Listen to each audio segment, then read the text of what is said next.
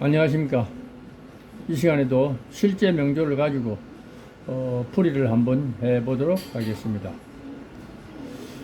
저 개인적으로는 항상 사주풀이라는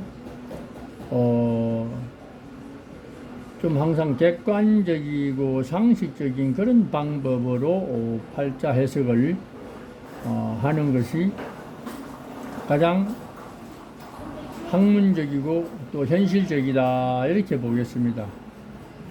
물론 명리가 형이상학적인 학문이라서 깊이 들어가면 끝도 없겠죠. 그러나 그 어떤 상학적인 부분에 우리가 매달려서는 그것은 학문이라고 할 수도 없고 안 되는 것이고, 어떤 심오함이고 형이하학적인, 누구나 원리를 알고 기본 논리를 이해하면은 누구나 접근할 수 있고 쉽게 체득할 수 있는 그런 것들이야말로 현실성이 있는 학문이다, 이렇게 봅니다. 그래서 저는 공부도 물론 제가 이해할 수 있는 수준까지만 하고 싶습니다. 이해되지 않는 것을 계속 파고드는 것은 시간 낭비고 또 정말로 머리 아픈 얘기라서 그런 것들은 웬만하면은 형이 상학적인 부분은 좀 보류하고 많은 임상 경험을 통해서 또 그런 것들도 이해하려고 해야지 단번에 이렇게 형이 상학적인 부분까지 뭔가 체득하려고 하면 그것은 한마디로 말하면 있을 수 없는 일이다, 이렇게 생각합니다. 그래서 누구나 기본을 알면은 이해할 수 있는 그런 수준에서 사주 해석을 하는 게 마땅하다, 이렇게 생각합니다. 자, 그런 차원에서 명조를 한번 보겠습니다. 본명입니다. 갑인년 경오월 갑신일 어뢰시. 갑이라는 주인공이 5월에 태어나고 주위에 열간의 경금, 일지의 신금, 평관을 이렇게 첩신하고 있으면은 한마디로 말해서 기본 바탕이 허탈합니다. 그 신강 신약으로 따지면 신약한 그런 구조입니다. 그러나 명리 공부나 명리 해석에 있어서 신강 신약이 대세는 될 수가 없습니다. 사주 전체적인 팔자의 배합 상태, 형충회합에서 일어나는 어떤 그런 의미와 배합 상태를 보고 운명의 장단점을 도출해내고 또 길흉을 도출해내야 되는 것이지, 단순하게 강약만으로 격국만으로 그렇게 사주를 해석하고 접근한다면 상당히 많은 어려움의 한계에 부딪힌다. 그래서 그런 것들도 어느 정도 시간이 지나면서 체득하게 되는 부분이니까, 자, 일단은 거두절미하고, 이 사주는 자, 갑목이 5월에 태어나고 월간과 일지에 우리 흔히 말해서 이런 나를 이렇게 극하는 기운을 첩신하고, 또 5월이라는 것은 기운이 항상 이렇게 설기가 심해지는 그런 시절이기 때문에 좀 허탈한 면이 있으나, 다행히 사이드에 갑인 비견이 자리 잡고 있고, 멀리서나마 나한테는 녹지가, 덕령덕지가 되고, 또 중요한 것은 해시 시간에 가장 첩신에 있는 시간에 나의 생지가, 생조하는 지지 생지라고 하죠. 그렇게 자리를 잡고 있기 때문에 전체적인 상황은 허탈하지 않다라고 보면 됩니다. 그러나 가장 어떤 근본적인 어떤 단편적인 부분에서는 다소 허탈한 면이 있더라도 전체적인 상황은 그렇지 않다라는 것입니다. 그래서 우선 내가 당장 이 사주 명조에서 우리 흔히 말해서 길신이 되고 시신이 되고 용신이 되는 것은 1차적으로 해수라는 이런 기운을 먼저 가져와야 되고, 또 비견도 마찬가지입니다. 내가 살기 위해서 생지를 구하는 거니까 여기 있는 비견도 아주 못지않게 소중하다. 그러나 가까이 있는 것이 더 작용력이 강하다라는 것이 항상 자연의 논리고 운명의 논리고 인과관계의 논리다, 이렇게 보면 됩니다. 그래서 이 주인공은 권명이니까 배우자운을 보면은 당장 배우자궁에 배우자성이 있지만은도 그것은 나를 힘들게 하는 인자고 또 그것이 또 천간에까지 월간에까지 첩신을 했으면 이것은 내가 상당히 견제를 해야 되는 나한테 결혼을 하게 된다면 이런 배우자를 만나게 되는 것인데 이거 나한테 이거 도움이 되기 어렵다라는 것입니다.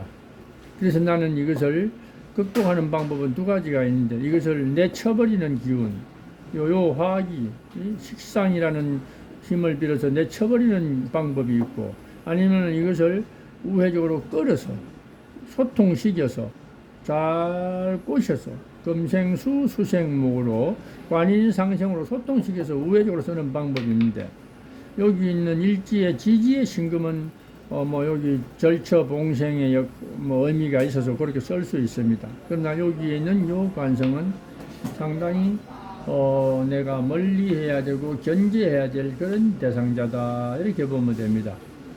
그래서 이 주인공은 이러한 이유로 인해서 결혼이 늦어지는 것이 마땅하고 때로는 이런 결혼을 하지 않는 것도 나쁠 거는 없다. 오히려 좋은 쪽이 더 많다, 크다 이렇게 보면 됩니다. 단 그렇다고 할지라도 인연이라는 것은 내가 가진 조건이 좀 불리하더라도 나와 서로 상부상조할 수 있는 그런 어떤 적재적소의 인연을 만난다면은 이런 것들은 일거에 해소할 수도 있는 게 인생이다 이렇게 보면 됩니다. 그래서 이런 운명이 왔다고 함부로는 남자하고 절대 없어. 예를 들어서 절대 결혼을 하지 마 이런 만약에 상담을 해준다면 그것은 정말로 죄를 짓는 것이다 이렇게 생각하면 됩니다.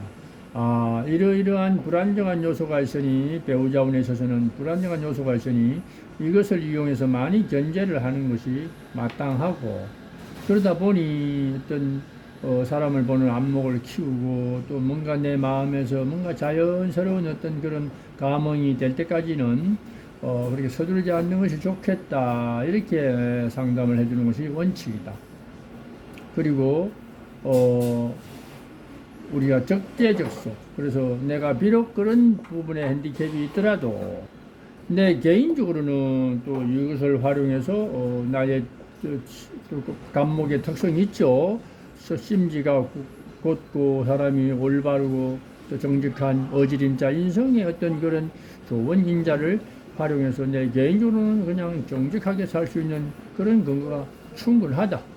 그것을 나의 장점으로 이걸 활용해야 됩니다. 이런 것을 그리고 요런 이제 관성은 좋은 쪽으로 작용하기가 원초적으로 쉽지 않으니까 그래서 내 눈높이를 좀 낮추는 것도 중요하고 또 배우자 선택에 있어서 조건을 좀 까다롭게 하지 말고 조금 더 우리가 현실적으로 접근해서 서로 상부상조할 수 있는 그런 관계가 있을 만한 대상자를 선택하는 것이 그것이 핵심이다.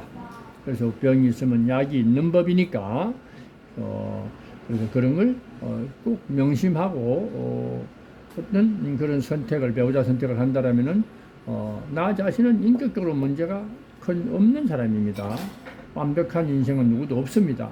그러나 내가 살기 위해서 이것을 활용하는 것이지 이걸 배우자를 남자를 견제해야 되는 것이지 내가 잘 살기 위해서 내가 나만 생각해서 이런 걸 견제해야 되는 그런 경우가 아니기 때문에 그래서 이런 경우는 본인의 어떤 능력 개발, 자아실현, 자기 개발 이런데 집중적으로 몰두하고 투자해야 되는 것이 대원칙이다. 이렇게 보면 되겠습니다. 그래서 자기 어떤 고뇌와 스트레스 어떤 이런 것들은 스스로 해결할 수 있는 그런 어떤 인식을 항상 무장을 해야 된다. 이렇게 생각하면 됩니다.